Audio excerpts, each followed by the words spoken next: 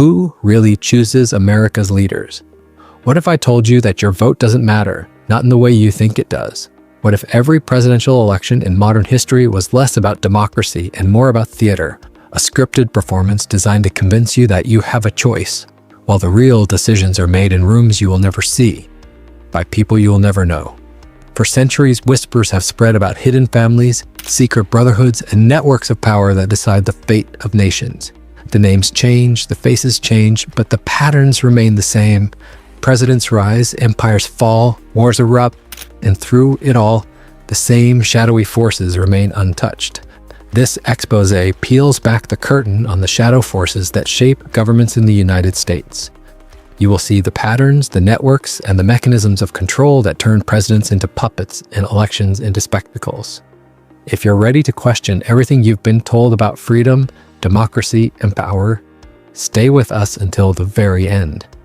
And before we dive in, make sure to like this video, subscribe to the channel, and hit that notification bell. Most of you watching aren't subscribed, and joining us ensures you never miss an investigation like this one. Because tonight, we're not just asking who runs America. We're asking something far more dangerous. Who has always been in control?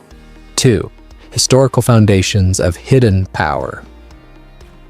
To see where power is today, you must understand where it began. America was born in revolution, a fight against kings, against empires, against control. Yet hidden within the birth of liberty were the fingerprints of secrecy. Many of the founding fathers were members of secret brotherhoods. George Washington and Benjamin Franklin were Freemasons, sworn to codes of loyalty and symbols older than the Republic itself. Look closely at the architecture of Washington, D.C., and you'll see Masonic designs carved into the very blueprint of the Capitol. The street grids, the obelisks, the domes, even the all-seeing eye atop the unfinished pyramid on the $1 bill. It's not just a symbol of providence, but of hidden guidance. From the very beginning, America carried a paradox: the public dream of freedom and the private hand of secret societies. By the 19th century, the balance of power shifted. Political leaders were no longer the true architects of destiny. It was the industrial barons. The Rockefellers controlled oil, the Morgans controlled banking, the Vanderbilts controlled the railroads, and the Carnegies controlled steel. These weren't just businessmen, they were monarchs without crowns. When a president needed funding, they answered to these men. When newspapers spread information, they were often financed or bought outright by these dynasties. One moment crystallized their influence: the Panic of 1907. The U.S. financial system was on the brink of collapse. Ordinary people suffered, but in the shadows, J.P. Morgan personally orchestrated a rescue, proving that one man had more authority than the entire government. Out of this crisis came the Federal Reserve in 1913, a central bank born not from the people's demand, but from secret meetings of bankers on Jekyll Island, Georgia. Officially, the Fed was designed to stabilize the economy.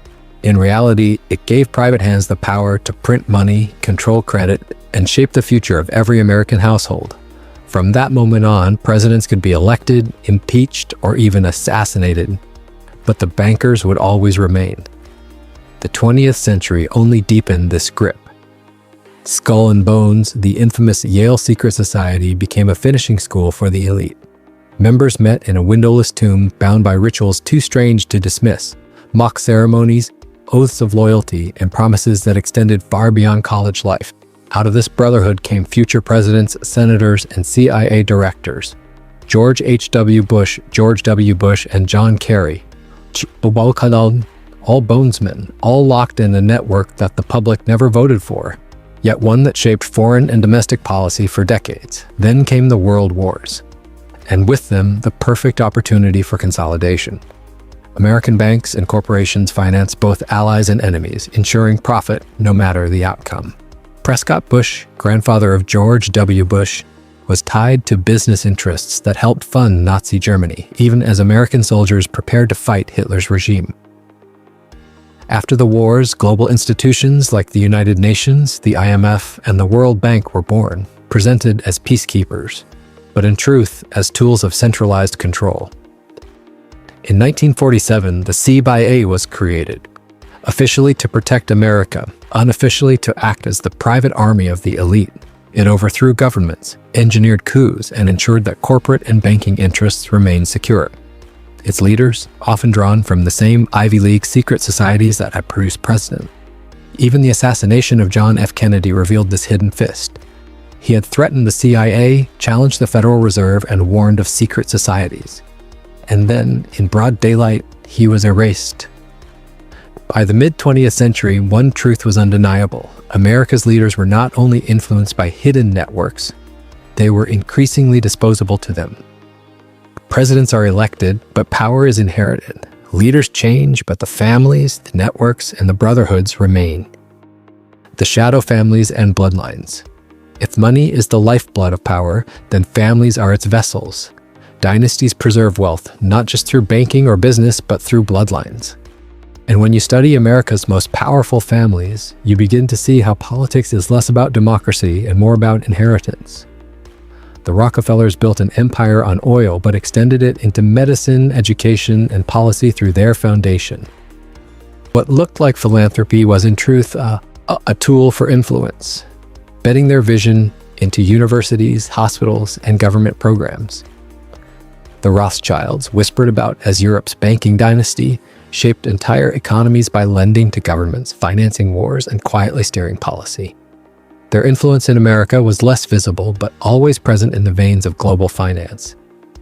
The Bush family became the embodiment of skull and bones power. Prescott, the banker tied to Nazi Germany.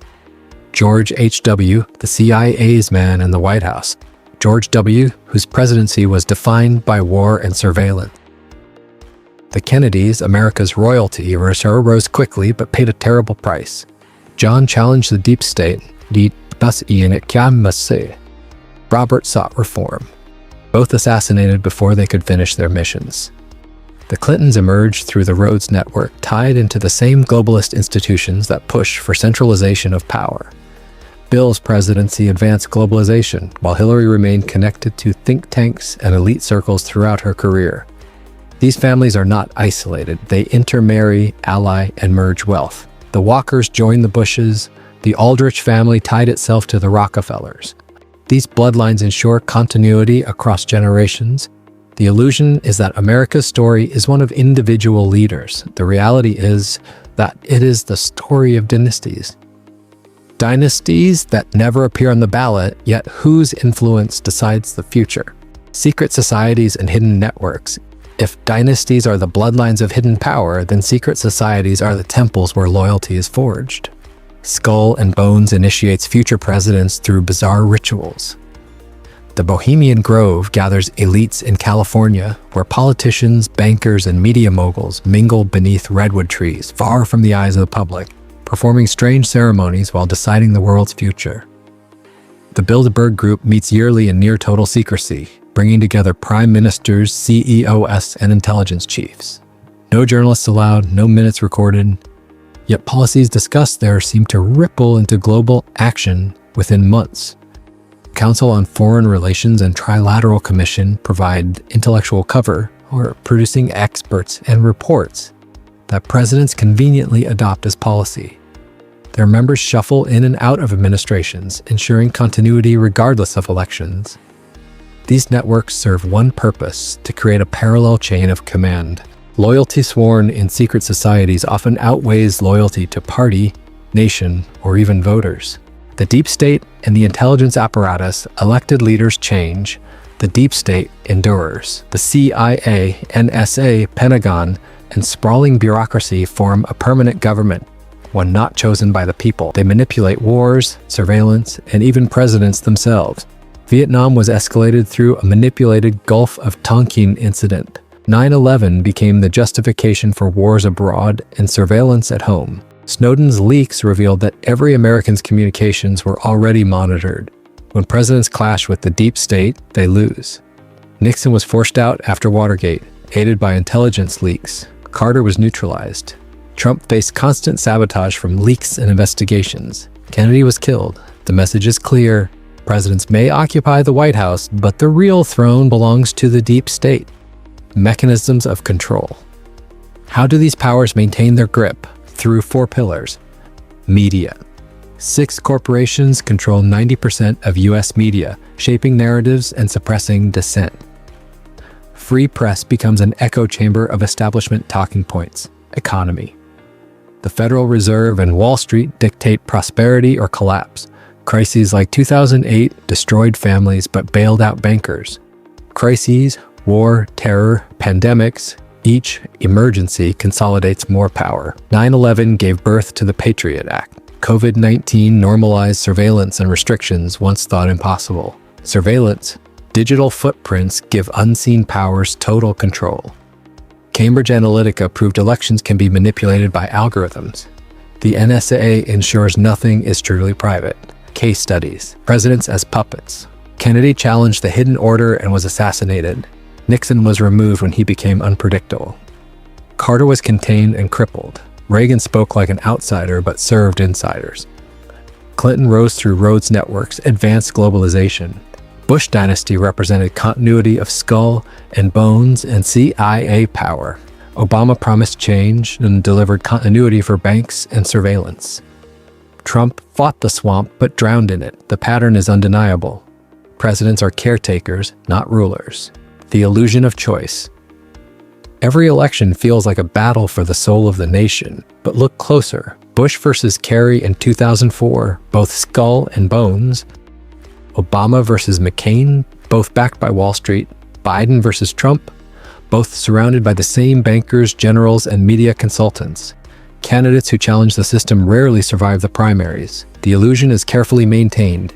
Heated debates, partisan media wars, cultural battles. But beneath the surface, the same policies persist.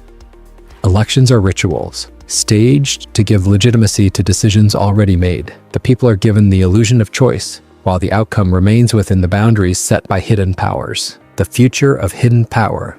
The story of America is not one of democracy, but of control. From dynasties to secret societies, from intelligence agencies to global networks, the pattern is constant.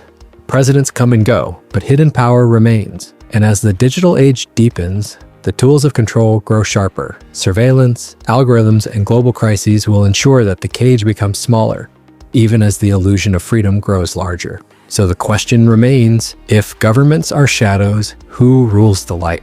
Thank you for watching this deep dive into the hidden architects of power. If you found this eye-opening, do me one favor before you go. Hit the like button, subscribe to the channel, and turn on notifications. Most of you watching right now are not subscribed, and joining us is the best way to support more investigations like this one. This is only the beginning. Stay curious, stay questioning, and remember, nothing is ever as it seems.